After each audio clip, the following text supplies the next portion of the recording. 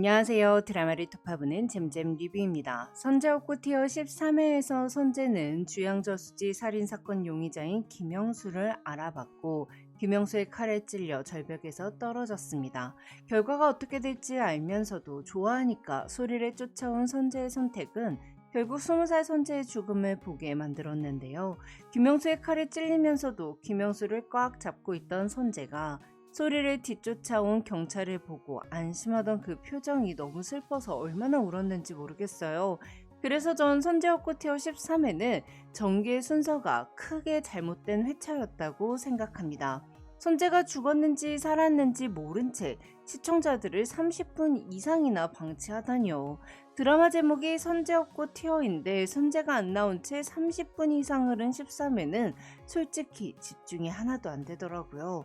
차라리 물에 빠진 선제의 시계가 타임머신으로 변한 걸 본 소리가 선제를 살리기 위해 아예 선제의 인생에서 자신을 지워버렸다는 사실, 임소를 사랑하는 류선제를 포기했다는 사실을 먼저 말해줬다면 소리가 아무 일도 없었던 것처럼 영화사 직원이 되어 삶을 살아가는 과정을 더 집중해서 볼 수 있었을 것 같아요.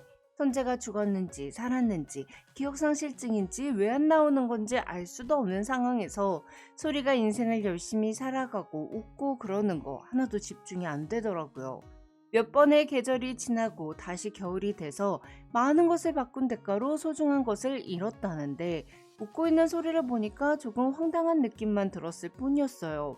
소리는 언제나 선재와 자신의 사랑보다 선재의 시간이 흘러가는 것, 그것이 우선순위였으니 임소를 사랑하는 유선재는 잃었으나 선재를 살렸기에 웃을 수 있었던 거였는데 말이죠. 솔직히 키스씬 찍겠다는 빡배우 이런 거 하나도 안 보고 싶더라고요.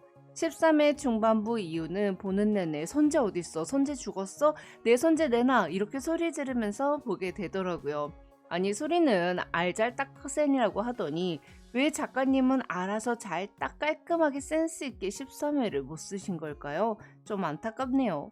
택배를 전해주러 온 선재에게 소리가 노란 우산을 씌워주지 않고 선재가 소리에게 반하는 것 자체를 아예 없던 일로 만들어 버림으로써 소리가 스스로 선재의 삶에서 지워진 채 아주 큰 것을 잃고 전재를 살린 게 먼저 나왔다면 훨씬 좋았을 것 같습니다. 한편 바뀐 미래에서 태성이는 형사가 되어 있었고 이클립스는 존재하지 않았으며 백인혁은 솔로 가수가 되었습니다. 그리고 소리는 맹룡영화제 영화인의 밤에 갔다가 선재와 마주쳤는데요. 선재는 영화배우 겸 작곡가가 된 것 같더라고요. 인혁이에게 곡을 써주는 작곡가가 선재일 것 같은데요. 14의 예고를 보니 고등학생 때 앞집 여자의 소리를 좋아한 기억이 전혀 없는 선재는 운명처럼 또 한 번 소리에게 반하는 것 같더라고요. 선재 취향도 완전 소나무였어요. 아니 솔나무라고 해야 되나요? 소리는 계단에서 넘어질 뻔한 자신을 구해준 선재를 보고 눈물을 흘렸습니다. 우리 선재는 벌써 3번째로 왜 울지 내가 안 울렸는데 이 대사를 했고요. 이후 선재는 소리가 신경 쓰이기 시작했으나 소리는 운명이 뜯어말리는 일은 절대 안 할 거라며 선재와 인연을 만들어가는 것을 꺼려했습니다. 하지만 선재와 소리는 예전에 갔던 그 호텔 바에 함께 앉아있게 됐고 선재는 당신이랑 엮이려면 죽을 각오 정도는 해야 하는 거냐고 물었는데요. 이후 선재와 소리는 바뀌기 전에 과거에서 소리 생일에 함께 왔던 그 놀이공원에서 대관람차를 타기도 했죠. 전 이 장면이 그저 우연일 수도 있지만 선재가 시간을 거슬러 왔었던 소리와 있었던 일들을 모두 기억하게 된다는 복선 같더라고요. 선재는 지금 소리와 있었던 그 모든 일들을 기억하지 못하고 있습니다. 또한 선재가 소리를 사랑했던 적이 없었으니 선재가 작곡가가 되었다 한들 소리를 생각하며 만들었던 소나기도 지금 세상엔 없는 거죠. 그런데 우리 시청자들은 15년간 소리를 사랑해왔던 소나기를 불렀던 선재를 사랑했던 거잖아요. 선재가 아무리 소리를 다시 사랑하게 된다 해도 소리를 위해 몇 번이고 목숨을 거는 선택을 했던 선재의 각오가 사라지는 건 시청자들을 너무 허무하게 만드는 것 같아요. 그렇기 때문에 전 선재가 소리가 바꾸었던 과거들, 그 모든 시간들을 기억하게 되지 않을까 싶습니다. 선재가 바다에 빠졌을 때 선재의 시계는 총 3번의 타임슬립을 할 수 있도록 반짝였습니다. 그리고 소리는 선재의 손목에 채워진 시계를 눌러서 두 사람이 처음 만났던 19살 비 오던 봄날로 타임슬립을 했죠. 소리가 시계를 가지고 타임슬립을 했던 게 아니었기 때문에 두 번의 타임슬립을 더 했을 것 같진 않더라고요.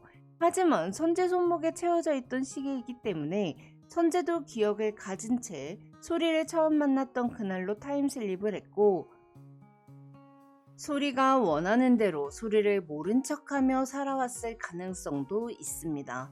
하지만 선재가 이미 사망한 상태였기 때문에 소리와 함께 타임슬립을 했을 가능성은 낮아 보입니다. 또 14의 예고를 보면 선재는 정말로 소리를 전혀 기억하지 못하고 있는 듯 보였고요. 하지만 선재와 소리는 운명이니까 선재가 소리에게 끌려하는 그 시간 동안 소리와의 기억들이 순간순간 보이지 않을까 싶어요. 좋아한다고 고백하던 소리에게 사랑한다고 고백하던 자신의 모습을, 소리에게 태어나줘서 고맙고 긴 시간을 거슬러 내 앞에 나타나 널 붙잡을 수 있게 해줘서 고맙다고 말하던 자신의 모습을 환영처럼 보게 될 것 같습니다.